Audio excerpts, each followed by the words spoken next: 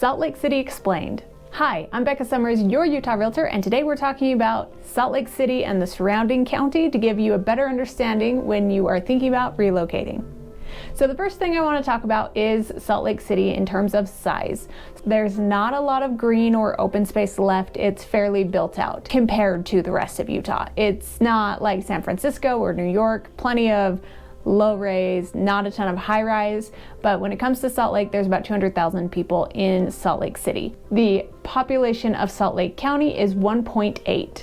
Now, Salt Lake is known for the Great Salt Lake, great skiing, and the LDS Church. That's what you'll find when you go online and Google things, but I'm going to give you the perspective as someone who has lived here my whole life and was actually born in Salt Lake County. So when it comes to Salt Lake, you do not want to shop based off of the zip code, because the zip code will give you a very vast array of homes. It'll give you homes right in downtown, and then there's a subcity in Kearns, which is clear out by Magna, that is still considered Salt Lake City. So don't use the zip code for Salt Lake when shopping. Use the map tool and kind of draw it around. Now, when talking about the map tool, when buyers are coming to Utah and they're wondering what areas make sense, usually the locals want to be on the east side of I-15. So that gives you Salt Lake City, a lot of the sub-cities, which I'll get into a little later in the video, but also Cottonwood Heights, Sandy, Holiday, anything like that on the east side tends to be a little more desirable to the locals.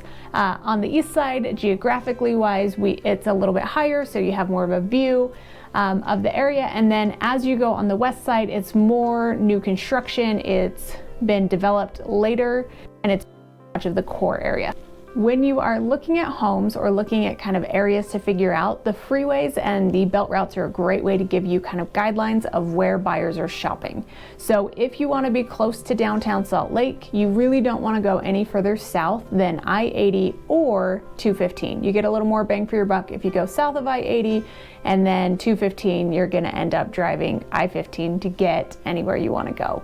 So the most desirable areas in Salt Lake City are Salt Lake City themselves, and then there's a lot of little sub-cities that when you're searching or hearing people talk, they're not real cities, but they do show up in blog articles. So that is areas like Sugar House, Federal Heights, the Avenues, the U area around the college campus, Marmalade District, Glendale, and Rose Park. And all of those have different desired neighborhoods, different crime rates.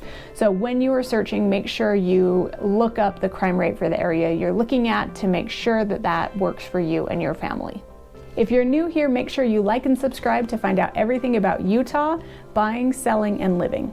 In terms of housing and housing size, Salt Lake is where Utah was settled. So Salt Lake has some of the original homes that were built in the 1800s. Some are still around, some have been torn down, but you have older homes around the core of Salt Lake City. There are areas that are going through the process where people are tearing down the older homes and rebuilding. But for the most part, you are going to have older homes in that core Salt Lake area. So if you are more interested in new construction or homes done in this decade, you're going to want to look at homes further south from Salt Lake, or you're going to want to look further west. Probably the biggest development area right now is the cities of Harriman and West Jordan. They are the furthest south and west in Salt Lake County, and there's a lot of new construction going on right there. But if you want to be close to downtown, you're going to be looking at homes that were built in the 1950s or older. Probably one of my favorite things about Salt Lake City is access to the airport. We are just 10 minutes from the International Airport in Salt Lake City, which allow you to get everywhere. We are very grateful that Delta happens to have a massive hub there, so we are one of the few international airports that has a direct flight to Tokyo.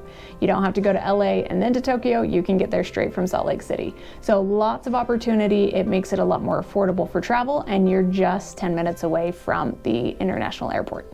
World-class skiing is one of those things that Utah is known for, and in Salt Lake County, we do have Alta and Brighton ski resorts in the county. If you want to go to Park City, you're just going to have to go over the mountain pass and you'll be able to get to Park City, but that's a different county. When it comes to driving and getting around, we are very much a car state. You're going to need a car to get places. Our public transit they're working on, but it's still not great in the grand scheme of getting everywhere you need to be. So plan on driving, and one thing you might notice is we use drive time instead of miles. We'll say, oh, it's about 15 minutes away, 10 minutes away, because most of the time the amount of miles you're driving converts to about a minute. Unless you hit rush hour, which still isn't too bad, you might have a little bit longer time from 9 a.m. to 5 p.m. But beyond that, drive time is usually about where you're going. So if you're going 60 miles away, it's going to take you about an hour to get where you're going. So the airport's about 10 miles away from downtown Salt Lake. So that's why I say it's about 10 minutes. So when it comes to dining and shopping, downtown has plenty of options for you. There are grocery stores downtown that you can walk to. Parking downtown, you are going to do a meter or park at a parking structure. There are some free parking options, but not many, so plan on paying to park when you live downtown or work downtown. But there's plenty of options for dining, shopping, and once you get further out into the valley, you'll get your Targets and your Walmarts and your Home Depots and everything you need there. We do not have a high amount of luxury shopping. We have some high-end stores at the City Creek Mall downtown.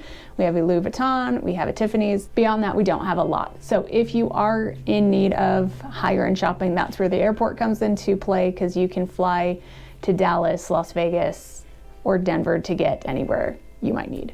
When it comes to the weather in Utah and Salt Lake in general, we have all 4 seasons. We have snow, we have rain, we have hot summers, and we have beautiful falls. So it's a great area to live. It gets new things to look forward to, new adventures, because you get to really enjoy all 4 seasons living here in Utah. If this video has piqued your interest in Utah and you want to know more about it, me and my team have helped hundreds of buyers relocate to Utah and go through the process of buying homes from thousands of miles away, and we have great systems and processes to make your purchase a whole lot easier.